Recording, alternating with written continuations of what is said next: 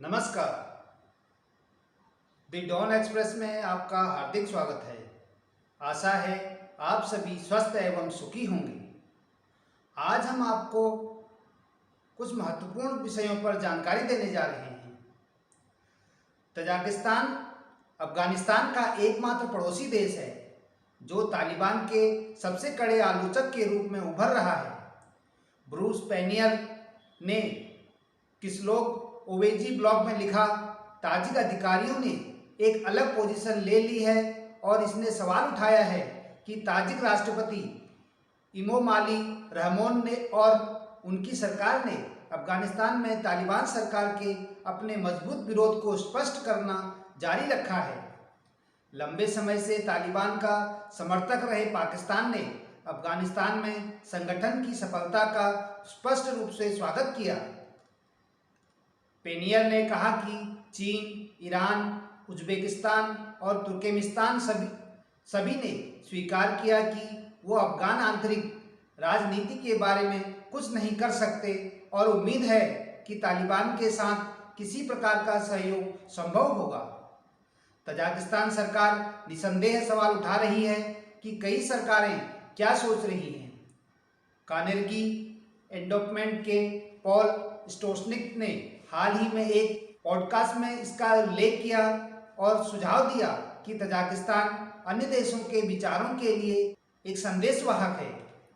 Tajik राजनीतिक विशेषज्ञ खैरुलो मिस्रेदोव ने ओजोदो को बताते हुए सहमति व्यक्त की रहमोन रूस की सहमति के बिना ऐसा बयान नहीं दे सकते थे।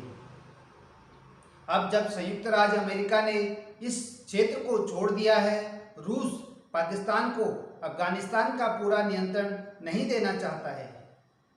पेनियर ने कहा कि रहमोन ने 25 अगस्त को पाकिस्तानी विदेश मंत्री शाह महमूद कुरैशी के साथ बैठक के दौरान कहा कि तजाकिस्तान किसी भी अफगान सरकार को मान्यता नहीं देगा। उन्होंने विशेष रूप से उल्लेख किया कि उन्हें जाति ताजिकों को शामिल किए जाने की उम्मीद है।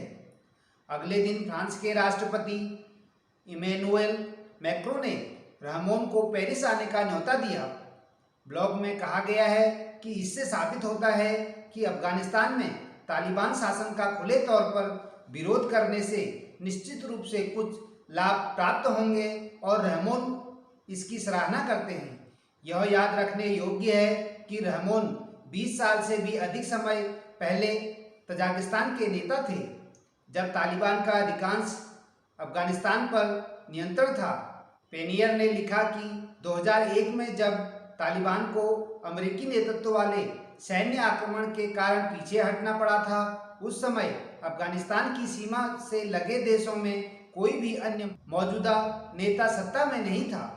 रहमोन ने अफगानिस्तान में जाति ताजिकों के नेतृत्व में एक समूह का समर्थन किया जो 1990 के दशक के अंत में तालिबान से लड़ रहे थे और उन्होंने अब अफगानिस्तान में जाति ताजिकों को नैतिक समर्थन दिया है, जिसमें पंजशीर घाटी में होल्ड आउट समूह भी शामिल है जो तालिबान शासन का विरोध करना जारी रखे हुआ है। बढ़ते हैं अगली जानकारी की तरफ। अफगानिस्तान पर तालिबान के कब्जे के कारण सैकड़ों अफगान राजनयिक दुनिया भर के देशों में अधर में हैं। उनके पास दूतावास चलाने के लिए धन नहीं है, साथ ही वे अफगानिस्तान में फंसे परिवार के लिए चिंतित हैं। हालात ये है कि वे दूतावास छोड़ विदेश में शरण लेने को बेताब हैं। हालांकि तालिबान ने सभी दूतावासों से काम जारी रखने के लिए कहा है। कनाडा, जापान, जर्मनी सहित 8 देशों में दूतावास कर्मियों ने हालत को बेहद निराशाजनक बताया। एक वरिष्ठ राजनयिक ने बताया, करीब 3000 लोग दूतावासों में काम कर रहे हैं। बर्लिन स्थित एक अफगान राजनयिक ने कहा, मैं और मेरे साथी तैनाती वाले देशों में शरण मांग रहे हैं। उन्हें काबुल में मौजूद अपनी पत्नी व 4 बेटियों की सुरक्षा की चिंता सता रही है। उन्होंने कहा कि वे काबुल में अपना घर सहित सब कुछ बेच देंगे और अफगानिस्तान से बाहर फिर से नई जिंदगी शुरू करेंगे। ब्रिटेन की नॉटिंघम यूनिवर्सिटी में अंतर्राष्ट्रीय संबंधों के विशेषज्ञ अध्येता अफजल अशरफ कहते हैं कि ज़्यादातर दूतावास निष्क्रिय पड़े हैं। क्योंकि तालिबान को मान्यता न मिलने से वे किसी सरकार का प्रतिनिधित्व नहीं करते। उन्होंने उम्मीद जताई है कि ज़्यादातर दूतावास कर्मचारियों को शरण दी जा सकती है, क्योंकि तालिबान क्रूर कृत्यों के लिए कुख्यात रहा है। दूतावासों को काम जारी रखने का निर्देश देते हुए तालिबान के विदेश मंत्री आमिर खान मुत्तकी ने कहा कि ये दूत देश की संपत्ति हैं। कनाडा में एक दूतावास कर्मी ने बताया कि फंड ही नहीं है तो वह कैसे काम जारी रखें। नई दिल्ली में दूतावास कर्मचारियों ने बताया कि हजारों अफगानों को मदद की जरूरत है, लेकिन इतना धन नहीं है कि उनकी मदद कर पाएं। ऑस्ट्रेलिया में राजदूत मनीजा बख्तारी ट्विटर पर अफगानिस्तान में मानवाधिकार उल्लंघनों पर लिखती है। चीन में राजदूत जावेद अहमद कायम भी तालिबान के वादे पर भरोसा नहीं करने के लिए दुनिया को चेताते रहते हैं। वहीं पूर्व अफगान सरकार के पतन के बाद काबुल में विदेशी दूतावासों के बंद होने पर अफगानिस्तान में वीज़ा मांगने वालों की संख्या बढ़ने के साथ युद्धग्रस्त देश में वीज़ा के लिए कालाबाजारी का कारोबार आसमान छू रहा है। टोलो न्यूज़ की रिपोर्ट के अनुसार कई ट्रैवल एजेंसियों का कहना है कि इस समय केवल पाकिस्तान के वीज़ा कानूनी रूप से प्राप्त किए जा सकते हैं, लेकिन कई अन्य देशों के वीज़ा काले बाजार में ऊंचे दामों पर बेचे जा रहे हैं। काबुल में एक ट्रैवल एजेंसी के निदेशक शफी समीम ने टोलो न्यूज़ को बताया कि लोग काला बाजार से नियमित कीमतों से दोगुना या तिगुना वीज़ा खरीद रहे हैं।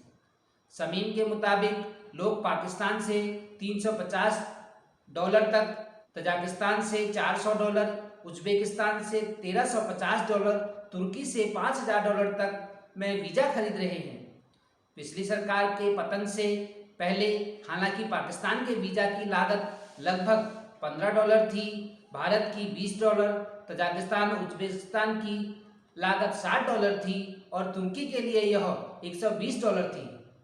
रिपोर्ट में समीम के हवाले से कहा गया है कि तजाकिस्तान के वीज़ा की वास्तविक कीमत $60 है, लेकिन काला बाजार में यह लगभग $350 से $400 है। तुर्की के वीज़ा की वास्तविक कीमत $120 है, लेकिन काला बाजार में यह $5000 तक में बिक रहा है। कई ट्रैवल एजेंसियों के अधिकारियों ने विदेशों से काबुल में अपने दूतावासों को फिर से खोलने का आग्रह किया है, ताकि अफगान लोगों को वीज़ा जारी किया जा सके। काबुल निवासी मोहम्मद हारून ने कहा कि उसके पास पाकिस्तान का वीज़ा है, लेकिन वह तोरखम गेट को पार नहीं कर सकते। रिपोर्ट में कहा गया है कि हारून के मुताबिक पाकिस्तान में सीमा पार करने के लिए वीज़ा के अलावा गेट पास की ज़रूरत होती है, जिसे पाकिस्तान दूतावास के पास के कुछ लोग बेच रहे हैं। हारून ने कहा, लोग यहाँ लंबे समय से इंतजार कर रहे हैं, उनके पास वीज़ा है लेकिन तोरखम गेट से नहीं गुजर सकते। उन्होंने काला बाजार बनाया है, गेट पास को $200 से $300 में बेच रहे हैं। साभार, डेली हंट, डेली होम, धन्यवाद, द डॉन एक्सप्रेस, नमस्कार।